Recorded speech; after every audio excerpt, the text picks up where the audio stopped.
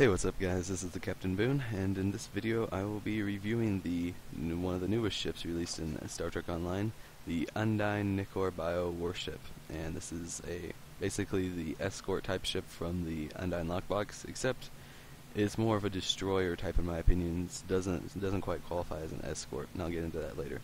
But first you can see I've got the typical escort layout. 3 dual heavy cannons, a dual beam bank, and then I've got 2 turrets in the back, the kinetic cutting beam, and the Omega plasma torpedo launcher. And if you notice at my skill tray, I don't have any torpedo skills. The Omega torpedo is just there as a placeholder because I don't feel like spending the dilithium on another turret, and I don't need a turret right now because there's really not that much damage that's being affected from carrying a torpedo on there. And when I get high enough in the Undyne reputation that was just recently released with Season 9, I'll be using the biomolecular turret that you get from that reputation on there. So, yeah, anyway, looking at the loadout here, I use the Assimilated Deflector Mark 12 and the Assimilated Impulse Mark 12, the Elite Fleet Warp Core.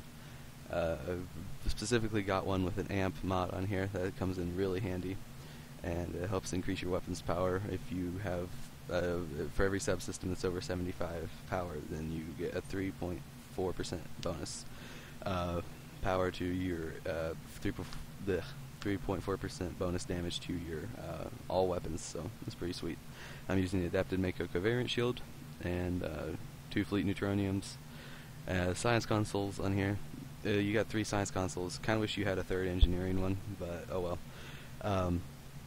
I'm using the assimilated module, plasmonic leech, and then the universal console that comes with the ship. And later in the video, when we're fighting, you'll see how useful this thing is. It does lots of damage in PvP, especially to Romulans. And but in PvE, it's nice. It can usually it has 3 pulses, I think, and it can take about 10% off of a tactical cube per pulse. It's pretty nice. And in tactical consoles, I have 5 Spire anti-proton vulnerability exploiter consoles, and that's what I say that's what I mean when I say this ship isn't exactly an escort. It's more of a destroyer. It's got 8 weapons like a cruiser.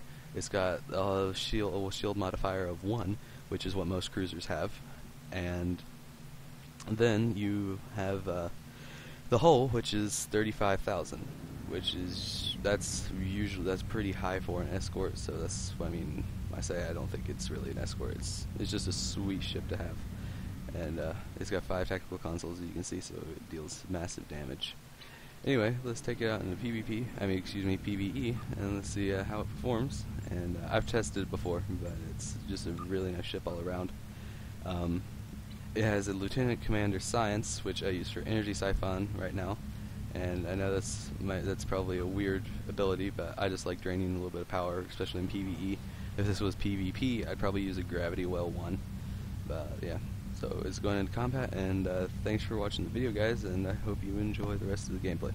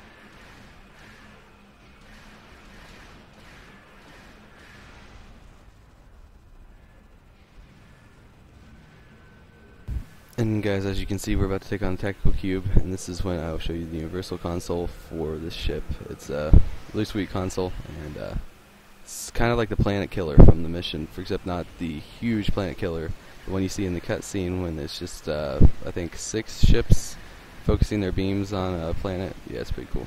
So, enjoy.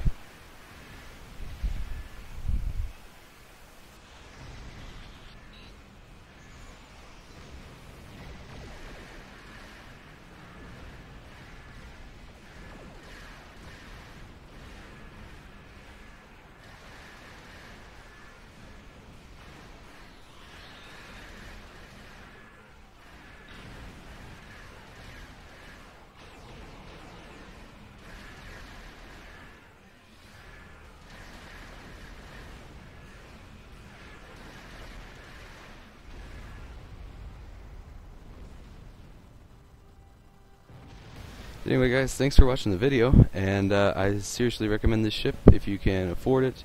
I suspect that because people just prefer the Jemadar attack ship over its, for its good looks, I guess, although I find this ship to look really, really nice in my opinion. But yeah, people prefer the Jemadar attack ship on the forums, although this ship performs a bit better in my opinion than the Jemadar attack ship. The price on the exchange is currently 280 million for the Nicor cruiser, but it'll drop, and yeah, I recommend getting this ship. It's a great PvP ship and a great PvE ship. Anyway, thanks for watching the video, guys, and I hope to see you in Star Trek, especially with Season 9. And thanks for all the support.